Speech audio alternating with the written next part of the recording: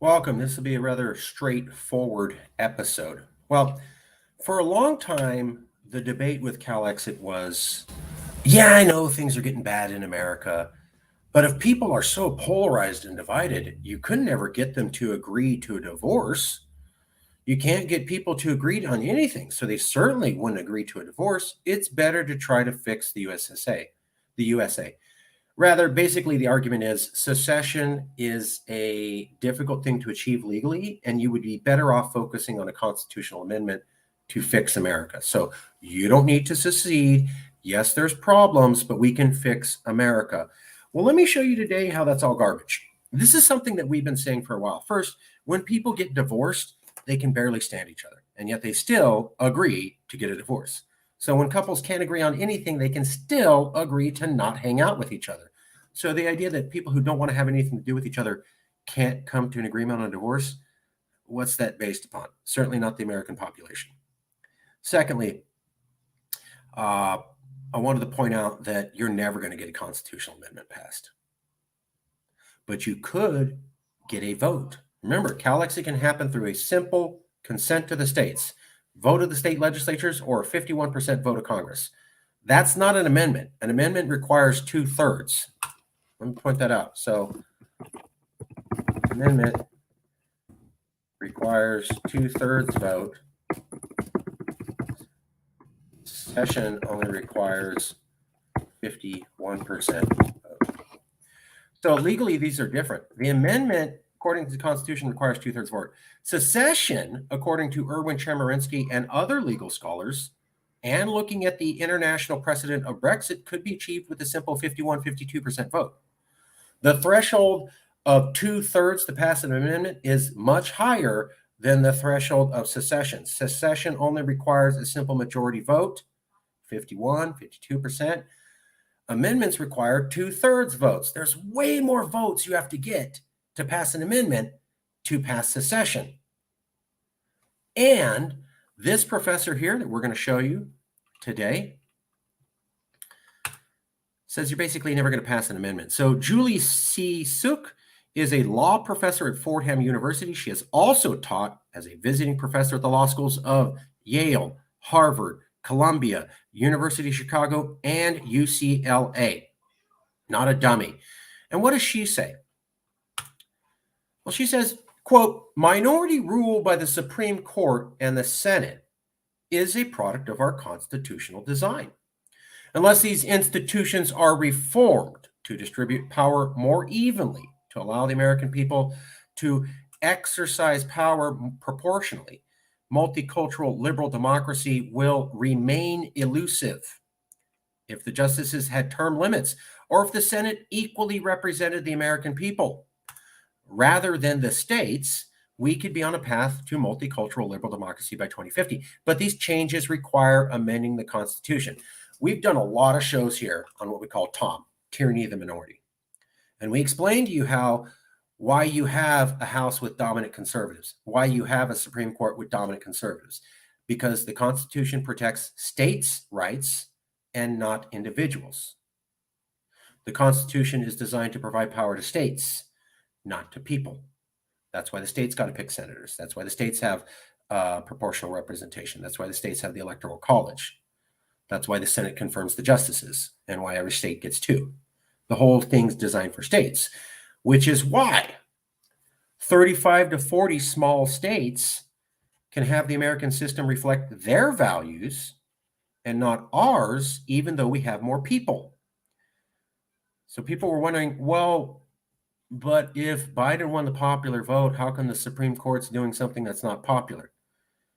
Because a majority of states backed it, not a majority of people. How did George W. Bush win the election? How did Donald Trump win the election? A majority of people did not back them, but a majority of states did. States are built into the Constitution having power, people aren't. That's why you're getting a Supreme Court that does things that don't reflect the popular will. That's why you have multiple presidents who were elected not with the popular will, because it was a majority of states said that's cool. And the Constitution bakes this in. So you're never getting rid of this unless you pass an amendment to the Constitution. Let's take a look at that.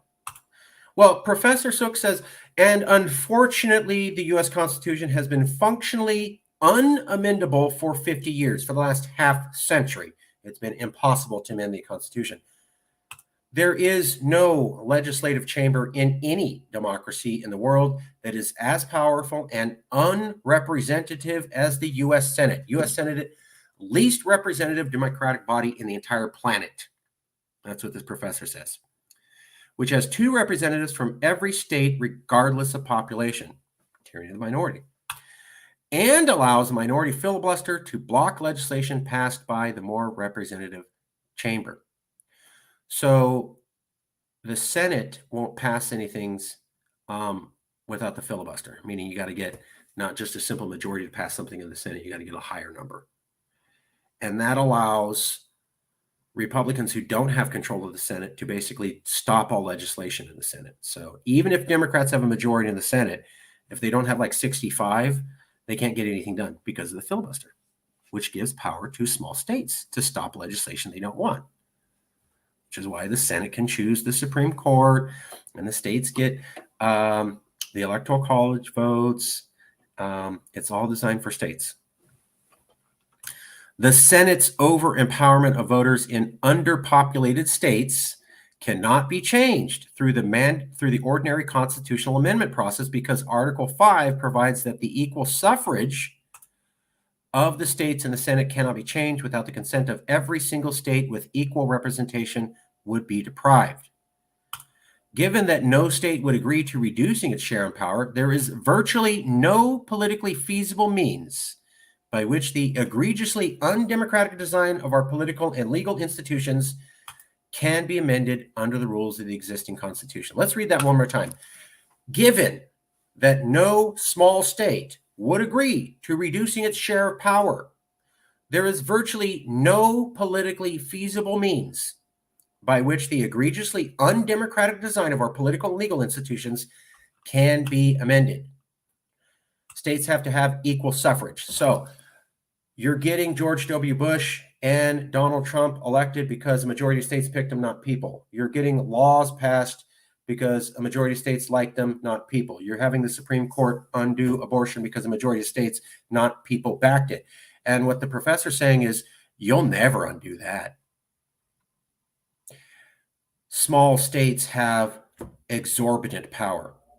California's a 15% of the population. We get 2 votes out of 100. I mean, Wyoming is 1/60th of our population, and they get just as much representation in the Senate. Nobody thinks that's fair. I remember Bill Maher talking about this for years.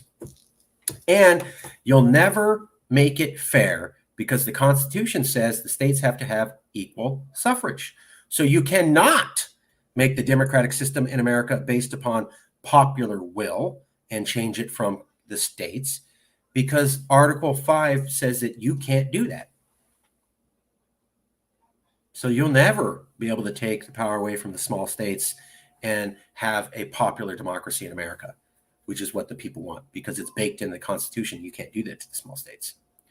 And you'll never pass an amendment to actually fix the Senate or fix the Supreme Court because it requires such a huge threshold.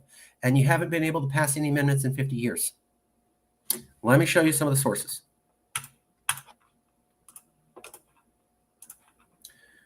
This is the article, The Oft Neglected Enemy of Democracy, Article 5 by Julie C. Sook, December 5th, 2022, in the New Republic. New Republic's a liberal magazine, not a conservative. Liberal magazine.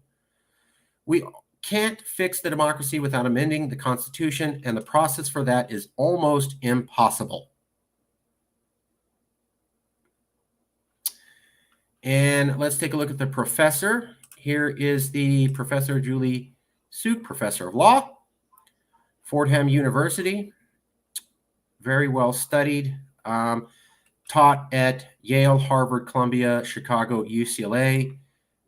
She also got her doctorate degree in Oxford, and she has her law degree from Yale University, so not too shabby.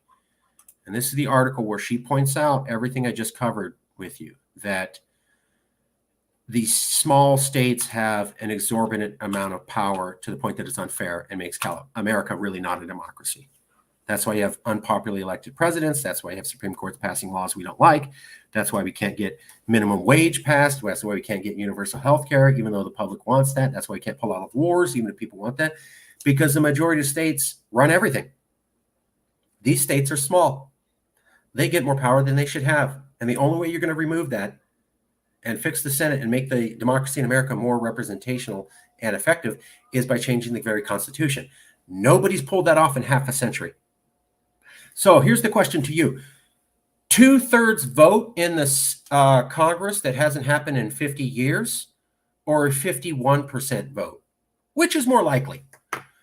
2/3 vote or 51% vote?